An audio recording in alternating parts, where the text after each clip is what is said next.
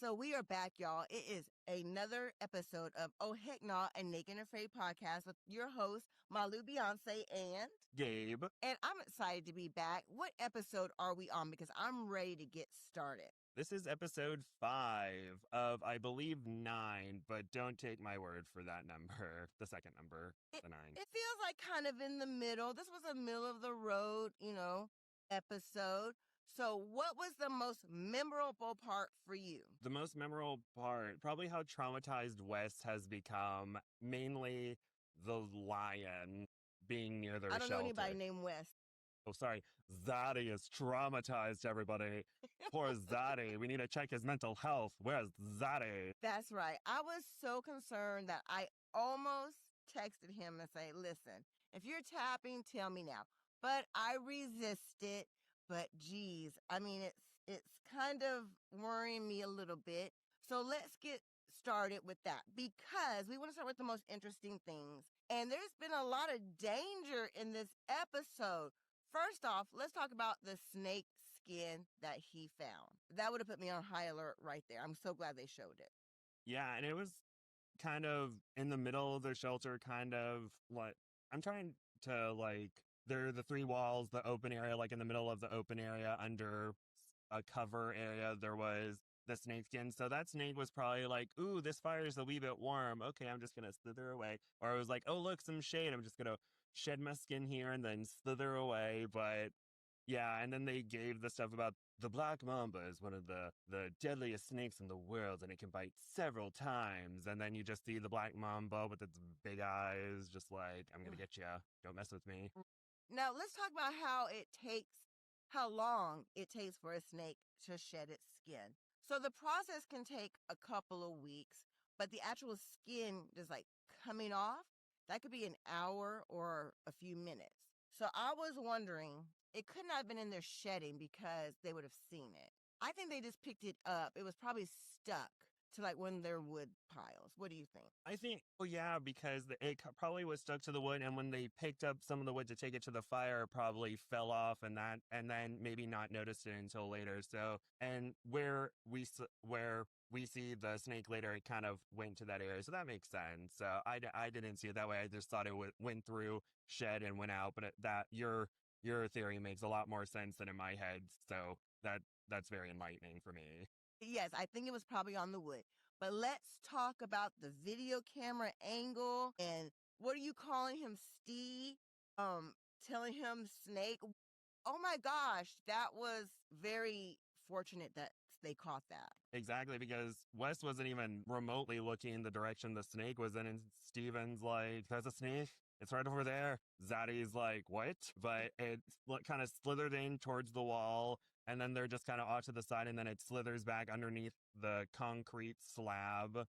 And so, but I thought that was very smart that they used the really hot ash and sprayed it a little bit in front of their shelter. So the snake's like, ooh, this is really warm. I'm just gonna flee this way. And so it's just like precaution kind of thing. Cannot tell you the number of minutes and hours I spent every night when I was in Colombia worried about snakes. I was so worried that a snake would, I just cannot tell you, it's a real fear that I had out there. We killed a snake going into Colombia. They don't show us killing it, but we definitely killed a snake. If you look real closely, they'll show me holding the snake, but it's a real fear. And do you think his fear started with the skin or do you think it started with the actual snake? I think with the snake skin, it was kind of a head on a swivel. I think he was like, all right, it's just like, okay, got to be a little bit more vigilant.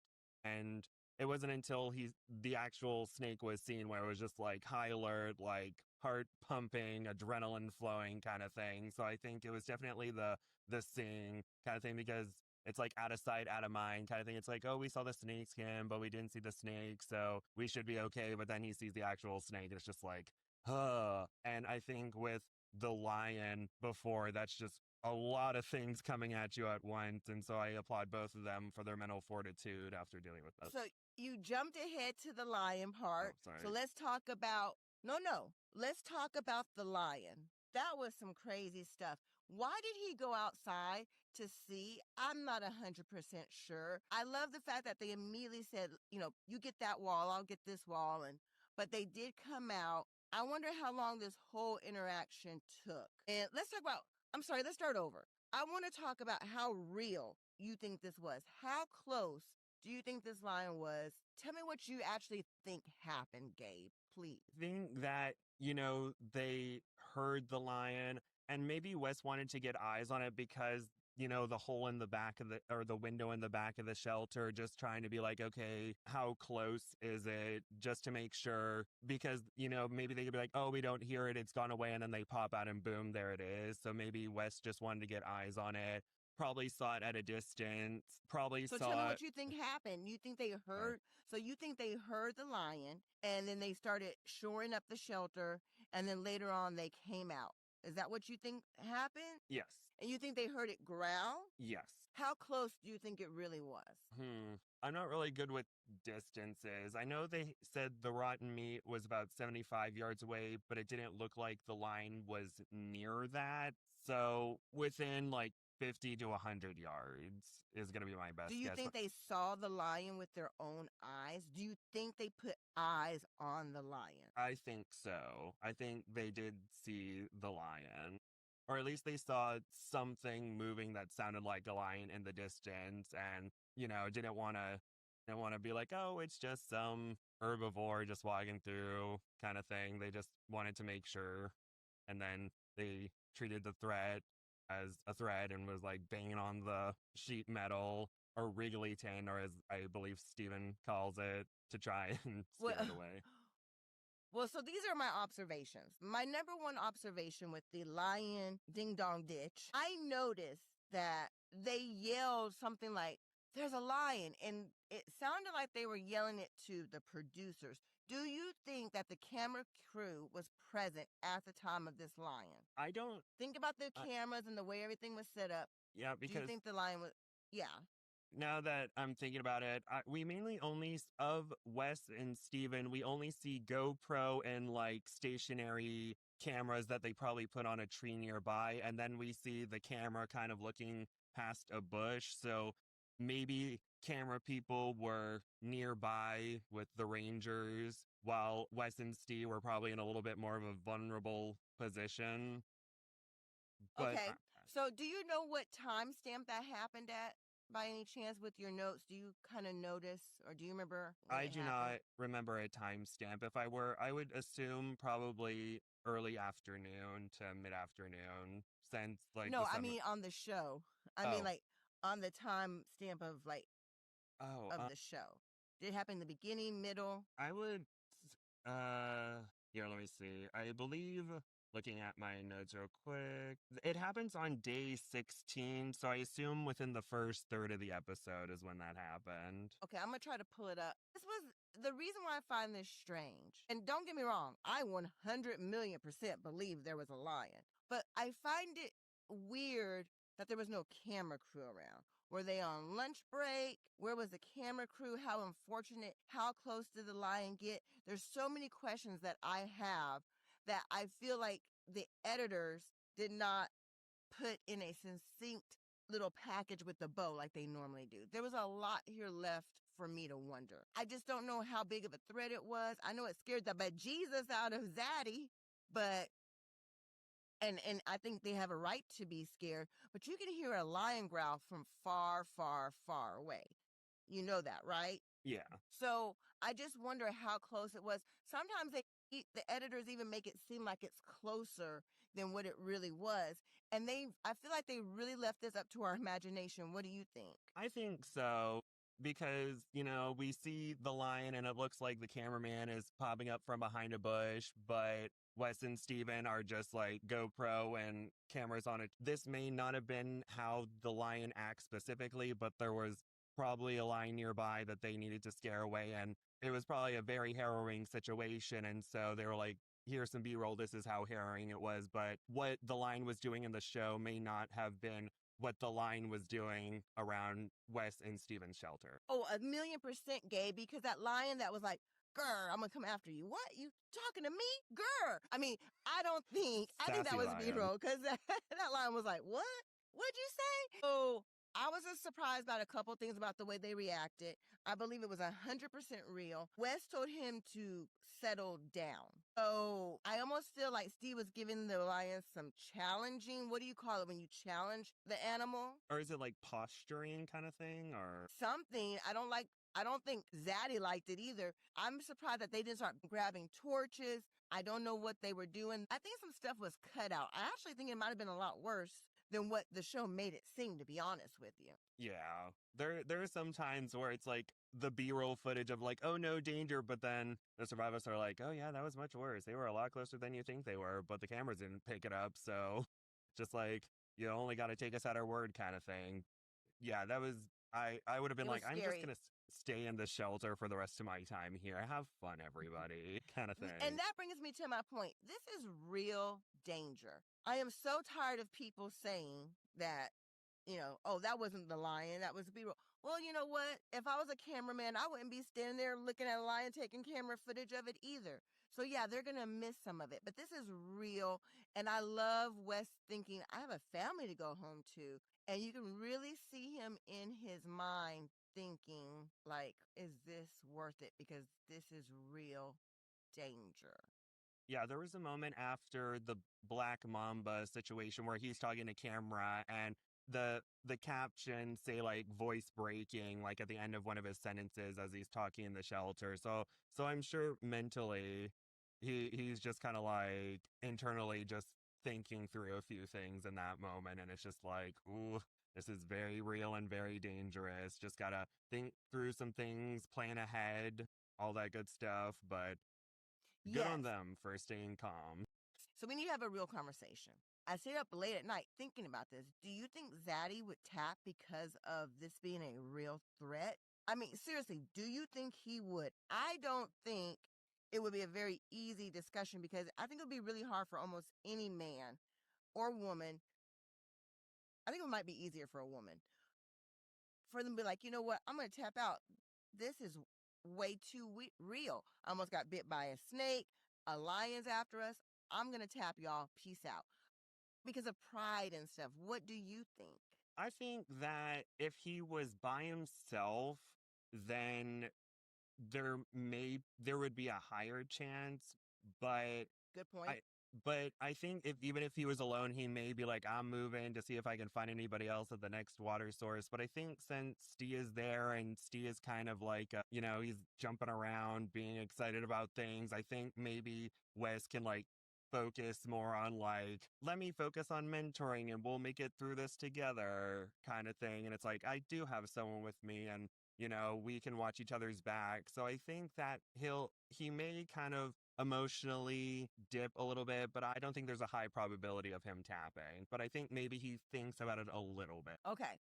I really like your honest statement about if he was by himself, the odds of him tapping because of the danger being real would be a lot higher. I agree with you. I don't know how real his thoughts are of tapping. If it's just something he's mentioning out loud once, would you tap? If this happened to you where there was a black mamba 1 inch away from your head, then a lion is so close to you, would you say, you know what, this is not worth it? I'm tapping. Yes, but I also would have tapped hour one, so I don't know how much weight that holds. I'm just like, no, no, I would be the person from the season 2 episode where the person was like, I'm not even getting off the boat, kind of thing. I'm just like, you know what, Right. bye. But if it was me, if I would have made it that far, I would have been like, Zaddy, Steven, I'm out, bye. Right. Can you imagine all the hate that you would get for tapping? I've thought about this. Would I tap?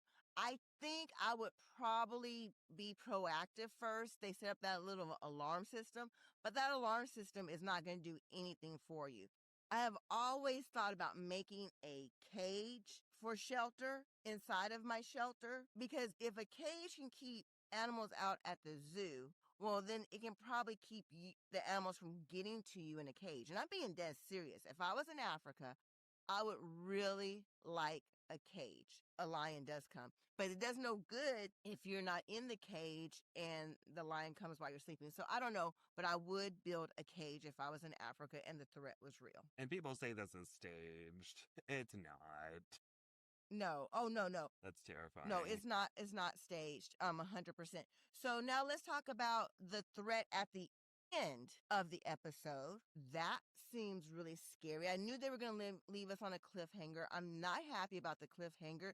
The editors have done it to me again. They're going to make sure I'm going to watch next week, which I was anyway. But oh my God, tell me your thoughts on the end. I mean, that lion was really adorable as it was like booping its snoot up against the camera. And well, again, it's very serious, and this is all very serious, and there's real danger. But the lion's just like boop, boop. What's going on here? And Teal and Wasp are like, we hear fur scraping against something. It's coming. It's coming for our mate. And so I'm sure everything will be okay. But for them at that moment, terrifying. Terrifying. Like I said, I would need a cage. There's so many things I have to nitpick about every single one of these survivalists out there. I have some nitpicking to do. That was hecka crazy. Waz was scared. Teal was scared. I do think on this one. Now, I have to wait to see what next week, but I don't think the lion footage that they showed was the lion that was there at their boma. We'll have to find out. Let's see what they show next week. But I'm on the fence about what that really was. And I don't think the noise that they played was the real noise. The initial noise that woke them up, that was the real noise. I would have jumped out of my skin and I would have put Waz in front of me and I've been like, what the heck was that? Agree or disagree? I agree. I think it's just a matter of, again, the camera and audio not picking things up that the survivalists are hearing. Sometimes I guess they have to assume what it was and they're like, it's probably a lion. This is the noise that they probably made. I don't know if they talk to their survivalists like, is this the noise that traumatized you 918? Is this the noise that traumatized you No, 918? they don't do that. Okay. So I They think don't do that. I think they probably just assume like, hey, that was probably a lion that's brushing up against part of your shelter and making noises out there. We'll just kind of insert this like filler image in there because if they use like the I'm talking raw about the noise itself, the filler noise. They also insert filler noise because that noise I don't think was real at all. Yeah, and I think that if they put like the actual like video and audio that they did catch, it would just be Waz and Teal going, "What was that?" It feels like something like scraped up against the shelter somewhere, and it's just that, and then people will really be like, "It's fake," because it's like we can't see or hear it. It's fake. It never happened. It's like no, they need to give the audios and visuals to like represent possibly what was there. Yes, and I understand that. I'm not faulting them at all. I'm just saying that I don't think the noise is matched up. I definitely think that was filler noise. But I cannot wait to see what happens next week. Scary stuff going on. Joe's shelter almost falling in. I think that was pretty scary because one of those panels could easily like slit your throat, your carotid artery, and you would bleed out. There's no way to call a medic at that point. And I'm being serious. That's what I thought. Am I just really gruesome? Did you not think that? I did not think that. I just thought of like the panels like falling because they're so big. I just thought it would just be like boom and like fall on top of it. like fall on top of him, but like scrape on the way down or just kind of like fall off because I know like his door flew open and to like have kind of a relatable moment. I remember one time I was camping and I had like a cover over I was in a tent, I was comfy, I was not in the middle of Africa suffering like they are right now. But I had like a cover for my tent in case it rained, and it was kind of windy that night, and I didn't secure it really well, and so it would kind of like flap against my tent, and that kind of kept me up because I'm like, oh no, what if the tarp part flew away, and so I can't imagine what he's thinking with metal scraping together in the wind. There was the part where the door fell open, and it was just like Yes, very anxiety inducing. it was anxiety producing, but I do want to tell you what I said is a possibility. That corrugated tin, it can slice you and cut you. So I'm not 100. I know I'm not 100% uh, happy with that. let's talk about something else that I thought was scary. Talking about how real this is and about Zaddy thinking about tapping out and Joe and the metal. If something did happen to you in the middle of the night, there's no way for the producers or for the staff, the cast, whatever you want to call them, to know. If for some reason something did happen to you and you weren't able to get to your radio, they wouldn't know. So this is very, very real. It even goes back to what you said, if you're by yourself. If you're by yourself and you get bit by a snake and you don't make it to your radio in time, you're in a lot of trouble. So this is very real. I'm very scared. I noticed that somebody made a comment about the crocodile that was in Waz's and Teal's pond was clearly not the crocodile that they saw. It's not a big deal if they're using footage from something else. And sometimes they use footage that they went out when they were scoping. So sometimes they go out and they scope, 3 months beforehand and they get a lot of good footage and they use that in the episode. Just because it's stock footage does not mean it's not real. Quit saying that. Yeah, and going back to what you were talking about, being by yourself and production not knowing, I believe Jamie talked about how one of the nights on his solo, he got hypothermia and production didn't know, and they didn't know until they saw the footage, and we're just like, if that something like that happens again, you need to tell us because it could have been very bad for him if he got hypothermia the next night or wasn't able to warm up afterwards because hypothermia is It's very very real. It's very dangerous. I mean, it's very dangerous and very real. What else did you think was memorable from the show? The Joe show, things that were memorable. Him with his ingenuity with or at least trying with the telephone pole and trying to make a ladder with the elephant. And then both him and then Wes and Steve separately coming up with the same idea to make kind of an alarm system. And I wonder if maybe before the challenge, the groups were told about maybe someone somewhere or said the term alarm system, like, we have all this metal lying around. We could probably build some stuff. And so I thought that was some interesting feats of ingenuity. So I I don't think they told them beforehand. I think that if they had pants, they would just be scared off of them, and that's why they're coming up with those ideas. I think they're just honestly scared. And they both said we need some kind of alarm system. It's not the first time they've made an alarm on this show. I've always thought that you should be able to climb a tree. I've said it before. And I love, like you said, Joe making that idea of, even though he wasn't successful, he's wasting a lot of energy. I don't think he's being too smart right now. Joe, I love you. Joe, I love you. But you're not doing some smart things. You almost passed out. I don't know how many times. That was just the times they showed. You are way too smart for this. I think they're just showing you at your weakest. I think you probably went and laid your butt down for a long time. But yeah, Gabe, he's almost passing out and he's doing way too much. yeah, but I did think it was a little funny that moment where he's like, bleep, this bleep, and he's like, think the lightheadedness is causing me to swear. That's where that comes out. And I thought that was a funny moment. But yeah, there were, I think, 3 or 4 times where or maybe after the telephone pole, and then after dealing, making his alarm system, he's like, ooh, getting a little bit dizzy. Ooh, getting a little bit dizzy. And so I was just like, ooh, I really want him to make it all the way through. He needs to set the record for most days alone, but it's just like, Yeah, I got a little worried there a few times. I was like, uh-oh, I'm getting a little worried. I'm still worried a little bit about him in the future. I don't know. Question. After he caught the terrapin, I'm going to call it a turtle. I'm country. After he caught the turtle and he was eating it, and it was such a small turtle. I've always wanted to eat turtle. He said something, I'm really happy that my trap worked. Did you remember him saying that? yeah, he also said, I can't remember the last time I had catfish during this Right, episode. right. So about the trap, that really wasn't his trap, was it? I mean, like, I know I'm not trying to make something into nothing, but I'm a little confused. This is not me making issues. But that was Amber's trap, right? He didn't build another trap, did he? That was Amber's trap, but since she's gone, does he inherit it and now it's his trap kind of thing?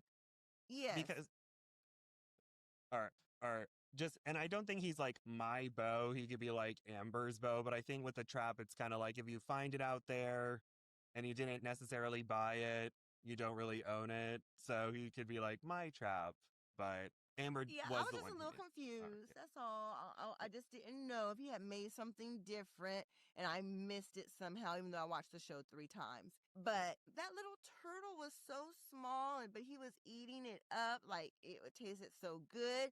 But at least it was bigger than those scorpions. Those scorpions were a fail. They did so much energy to eat dirt. I do not think that was wise. But they do have a good amount of protein per weight than a lot of other animals. So he gets some proteins, he got some protein, but definitely needs a lot more calories. Yeah, I almost feel like it wasn't worth it. Them out there finding the holes, digging the holes in the sun. How many total scorpions did they get? I know Stephen Lee Hall Jr., Alexa, and Frank got 9 scorpions total, so 3 each if they Okay, so divided hang them on. up. Because you said there's more weight, which is great. I mean, there's 50% more protein in a scorpion than other animals. But, I mean, you would have to have 100 scorpions. That's just my opinion. What happened to all their food? I think it went to waste and they're not mentioning it, but they had a whole animal of Frank's and they ate it all already? I mean, they had his big kill. Why are they wasting all this energy on scorpions? Maybe it could be editing where it's a little bit farther down the line where that was happening. Then maybe they do have jerky, but they're storing it maybe in their bags or something. But Okay, so if they're storing jerky for emergencies, them going after the scorpion was not a smart idea because they used up way too much energy to get those scorpions if they still had jerky. I'm just saying, but if it's an editing trick, I mean, did you not think about that when they were getting the scorpions? Did you not say, well, where's all their meat? You didn't think about that? it was not. And another thing it could be is like, hey, we don't want to just sit around the shelter all day. Maybe let's go out and explore kind of thing. But yeah, are searching around, like getting 9 scorpions. We don't know how long they were out there for. There's a point where it's like, it's not really worth it. We're spending a lot of energy. Or maybe they had a Yeah. bunch of energy from the me and they're just like, we'll just roam around and explore and stuff because No, they Frank's lost all like, that energy with the rain, shivering. So let's yeah. talk about Alexa. I'm so glad that she did not tap. They showed her like, oh, I love you and I love you. And I love that little segment.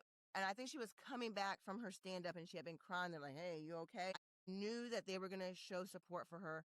Frank says that he feels bad and he feels like he's failed or he's let her down. And I think are they purposely trying to make Steven look bad? Because they're not showing him giving her a lot of support even though I'm I know he did. I I don't know.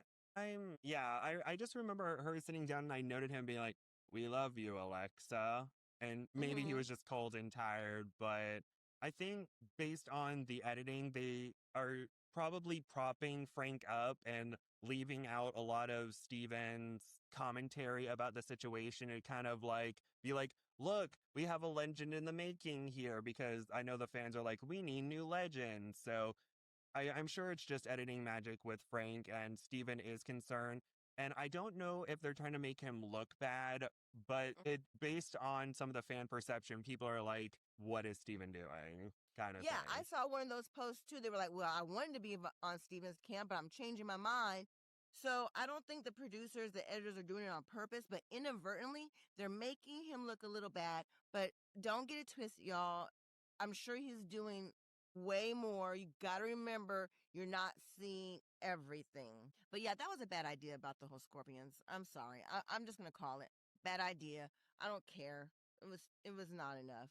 And plus, scorpions taste like dirt. What else was memorable for Uh, you out of this episode? what was memorable for me was Waz's humility and Teal's bad A-ery. I don't swear, but she was a BA kind of thing because Waz like, hi, I saw Last One Standing season 3. Let's go practice with the bow and arrows. And Teal's like, okay. And so they're shooting, and Waz is like, Teal's really good at this. Maybe she should do the hunting. And he's like, hey, I think that it would be a better idea for you to hunt because we have a higher chance of success about it. And Teal's like, okay, we'll see. And so I thought that was Well, nice to that was see. great. Yeah, I that the partnership is working out really well, and Waz is very observant, and I think he's a good mentor. And Teal is like, oh, I don't know, and he's like, yeah, why don't you go and try it? Yeah, Teal girl. I don't know what she was doing, but you can shoot. Why you didn't take the lead? I want you to be stronger, louder, because you can rule the world. You can definitely rule naked and afraid. You were on point, and it bothered me, Teal. I'm not going to lie to you. It bothered me when you were like, let's rock, paper, scissors this. No, you say, you know what? Yeah, I'm going to take a shot. I'm pretty good at this. I think it's a fine line between being like bold and brazen, and whenever a woman is like, no, let me do it, they get a bad reputation. So maybe that's why, I don't know. But the rock, paper, scissors was too much. He said that you're better. You'd be like, okay, I'm gonna do it. I think that's what she should have said. Yeah, I don't want to put words in her mouth, but she did seem very hesitant. I have practiced with a bow and arrow a lot, but not hunting game and stuff like that. So I can see her hesitation and kind of the fear of seeming like she's bragging and then not succeeding immediately. But I also don't want to put words in her mouth. But Well, I'm I will put words in Gabe's mouth. Teal, you are a bad AB, and we love you, and you rock that, and you own it because you are amazing. Don't doubt yourself. Stand up, and you have outbeat a lot of men on this show, so don't do that again, right, Gabe? I put words in your mouth, but that's okay, right? Yeah, yeah, you're correct. And yeah, and I know she was a little down after she saw the animals, and it was so sad because you could see the animal look directly at her right as she's about to shoot. And I was just like, It was so close. oh, yeah. And, you know, that reminds me of an XL6 when, all those animals were by the blind, but Boulent wasn't near. And Gwen was like, those animals were right there. How could you do this to us, Boulent? We're not eating because of you. And Sarah and Gwen are like, get out. And Boulent's like, whatever. But Yeah. going back to Teal and Wise, I think, and also was kind of encouraging her and not and being like, oh, fine, if you don't want to do it, I'll do it. I'm better than everybody. He wasn't like that. He was like, why don't you like go on and try? You can do it. And just encouraging her. And I thought that was nice of him. And so after that, there are a little bit later on. Was, you are a bad A boy for supporting Teal the way she needed to be supported, and you go on with your bad, sexy self. This is why you're a 10.0, and we love you for that too. I don't want to leave Waz out because Waz is pretty Yeah. amazing, and he does deserve that little pump up for being so great, like you're saying, Gabe. Yeah, I don't, sometimes when I'm trying, or the thing before you speak, I'm in the moment where I'm just like thinking about what to say, and it's like just say something, stop hesitating. But yeah, You're and great. You're great. thank you. I saw some rage baiting on one of the Facebook pages talking about how Teal, shot a defenseless baby animal. Give me a break. We're not falling for rage baiting up in here. We're not going to do any of that. Talk about her beautiful kill that provided sustenance for her team. I'd like to preface by saying Teal, I believe, did make a comment saying that the Diker was not a juvenile. It was actually an older individual, and people are still like, "Oh, it was small, so that means it was a juvenile." It's like, no, that's about the size that they get. And Wise spotted it off in the distance, and instead of being like, "I'm gonna grab the bow," he's like, "Hey, Teal, there's something up there." And he says juvenile, but the one time people believe what the survivalist says. But he also said, I think it's a juvenile, but it was not. And so he's like, hey, or hi, Teal, why don't you grab the bow and go up there? And so she's approaching. We get her inner monologue, and she's just like, I don't know about this. Like, it's not really moving. And she goes, she takes the shot, and she dispatches the elderly Diker successfully.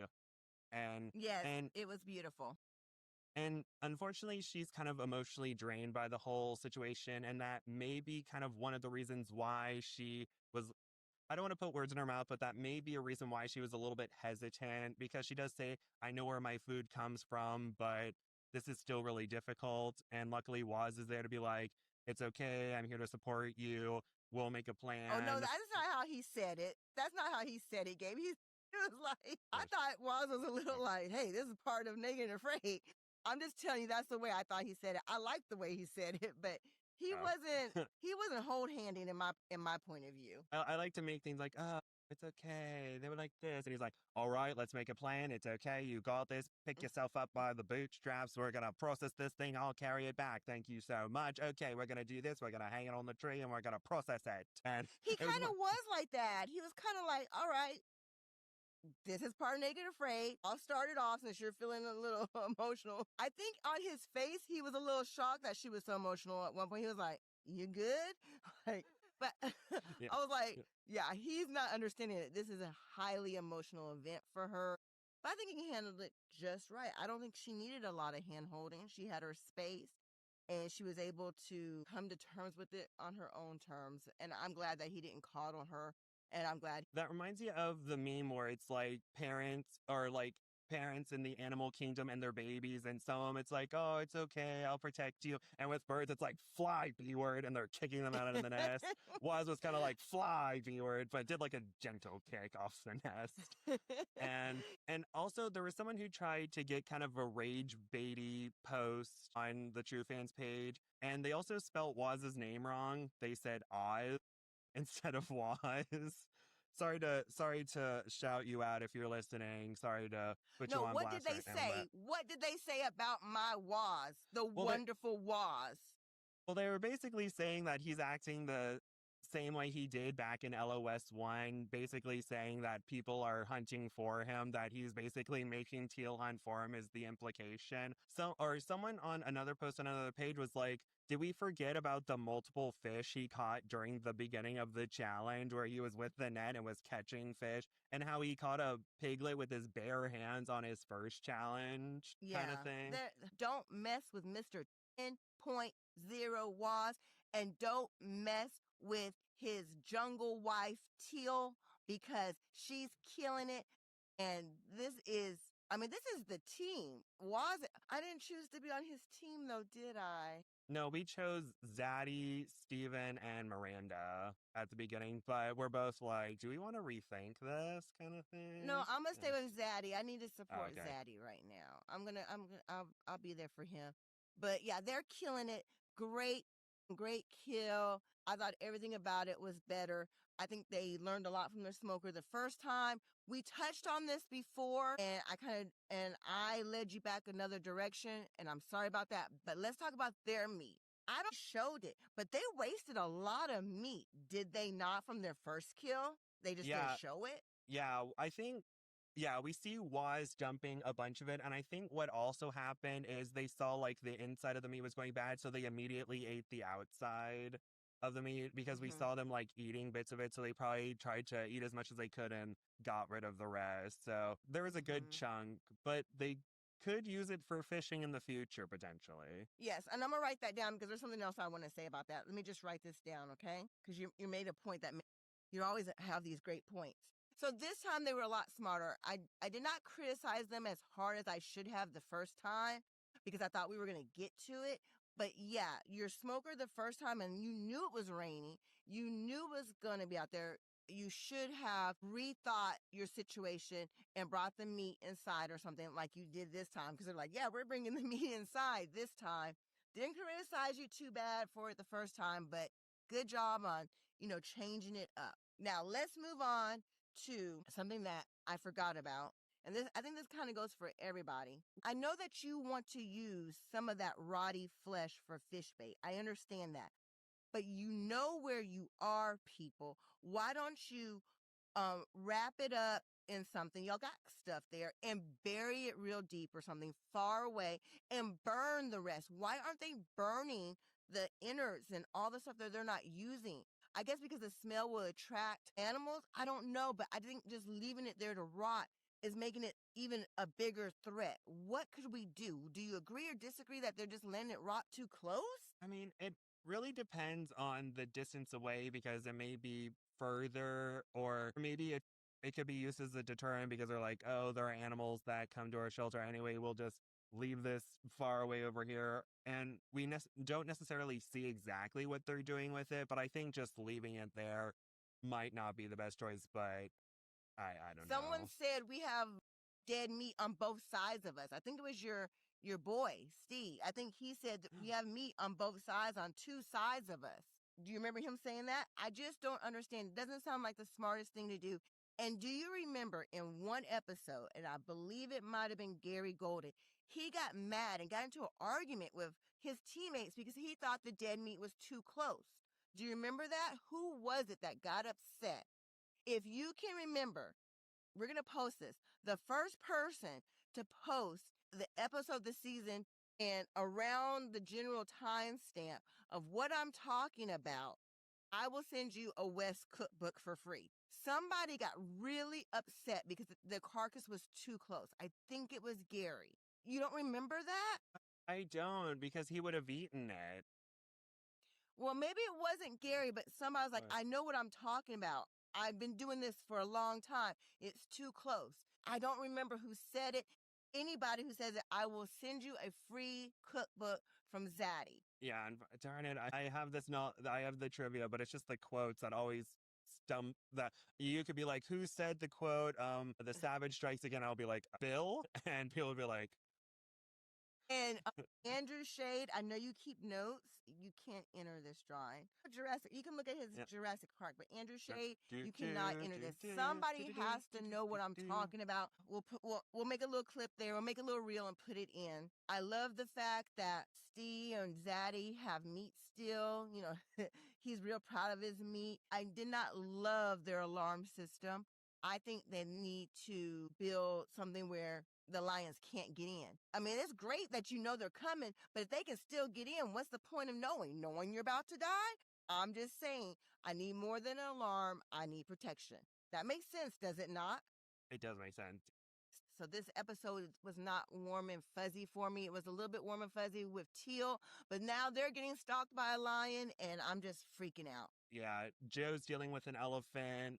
Steven is dealing with the fact that people think that Frank is more of a legendary legend than him. He probably doesn't care, but the edit is showing Frank in a better light, and Frank is out making snare traps and hunting for scorpions, and so. But they did get their canopy together. That's I didn't another like it. thing. Did you like their canopy? Oh, we didn't talk about the door. Yeah, the door falling. See? Carotid artery, people. What is wrong with y'all? Carotid artery. I did not like it. It was too high. It didn't make sense to me. Make it make sense, Gabe. Make it make sense. I guess they were just kind of like, here, let's make some shade with the branches. I thought they would need a lot more branches because Steven and Alexa are like one branch, two branch.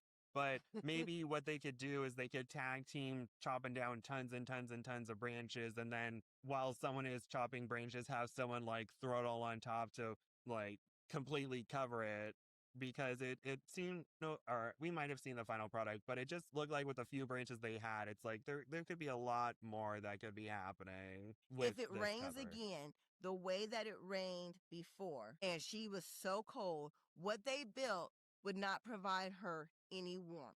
They need something. I don't know. I don't even understand what the point of that is. They said I know they said shade at one point.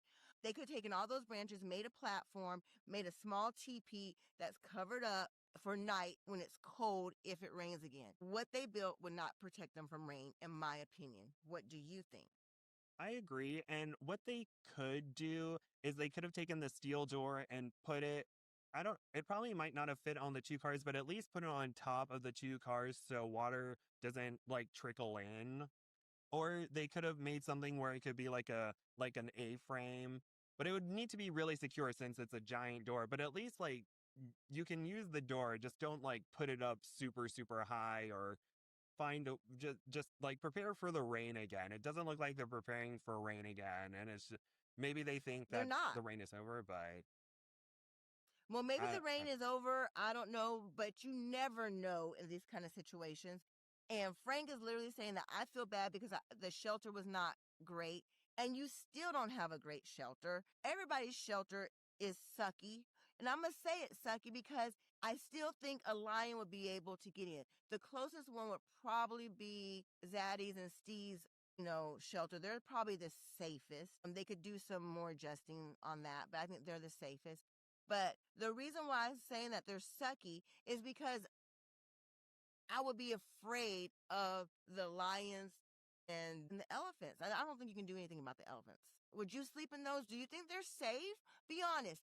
I know we don't like criticizing, but we're not criticizing the survivalists. What I'm saying is the shelters are not secure enough. I agree. If I had to choose one, probably Stephen and Wes's shelter. I think that maybe, I don't know, I want to say maybe we're not seeing like the Boma-esque part of the shelters where they probably have like lots of thorny branches and stuff, but if and I know Alexa said that lions are safety cautious. If it looks like it could hurt itself, it wouldn't go. But they're still, I don't know. It feels like they could do more, but maybe they just don't have the energy to do more. Or they're like, this is good for now. Nothing has gone super wrong. Well, just like, let's just say Joe, for example, okay?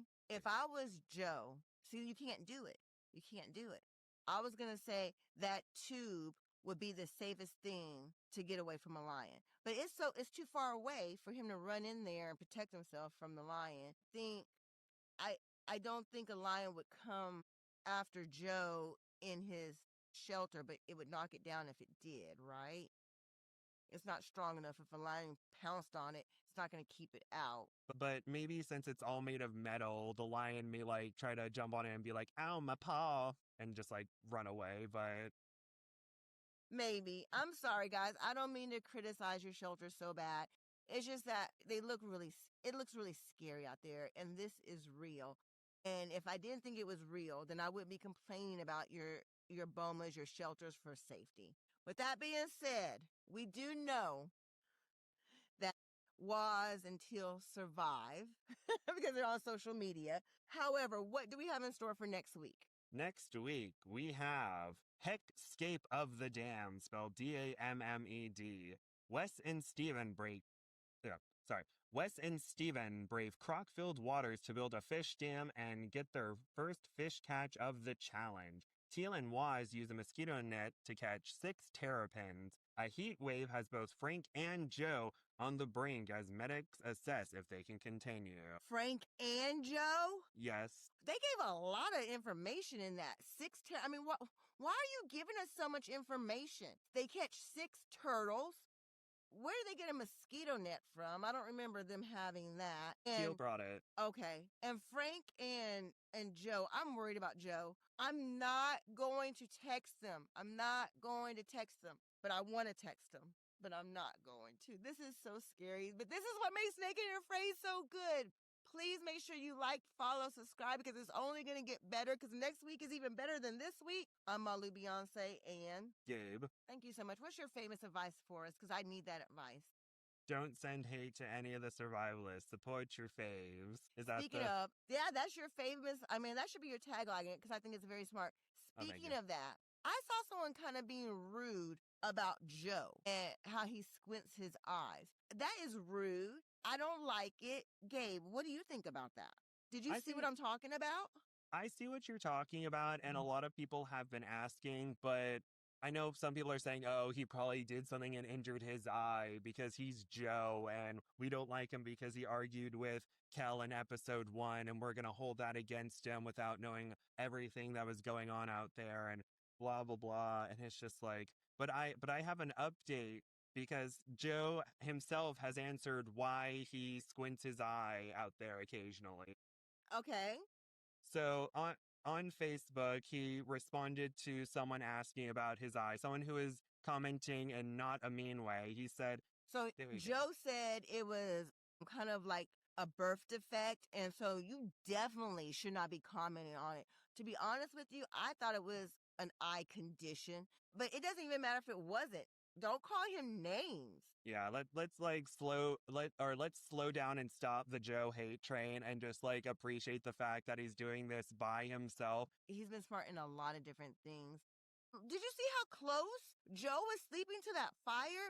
And then Alexa putting that log on the fire and the fire falling down and Frank The comes and wind puts a little blowing it. fire out. Yeah. Y'all Y'all are driving me crazy. I also wanted to mention, at least there was a video that the Naked and Afraid social media page released where Kel and Miranda said different, or they said they tapped on different days than what was shown, because Miranda said she was med tapped on day 6, but during the episode she was med tapped day 5, and Kel said she lasted to day 11.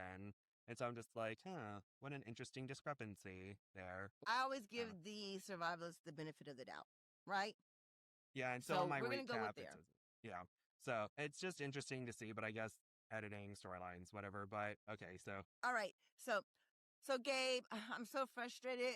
So do you have a game today to play to lift my spirits?